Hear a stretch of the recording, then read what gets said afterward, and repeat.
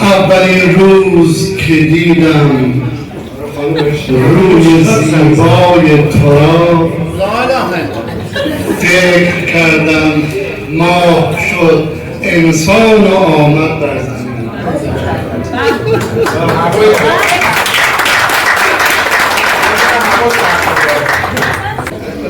مهروی بی بدیل، تندیس دلبری، در بحث عاشقی از عاشقان سری، دل را به عشقی با ناز میبری، سر تا به پا گلی والله محشری.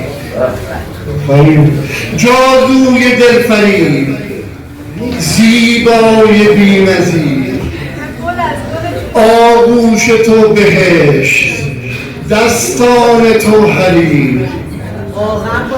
امشب غزال شعر در دامت است اسیر، ماهی به هر شبم تابنده گوهری.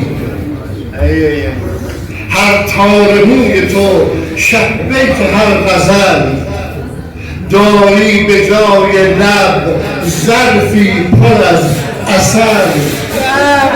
باز آتشم بزن با بوسه با بغل، چون طعم میوه در هر فصل نوبری. وقتی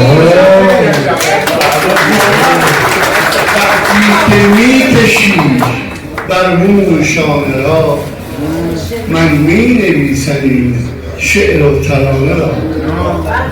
وقتی که میکشی بر موی شانه را، من مینویسم شعر و ترانه را. با عشق میکنم این عاشقانه را، تقدیم ساحتت خاتون من. هی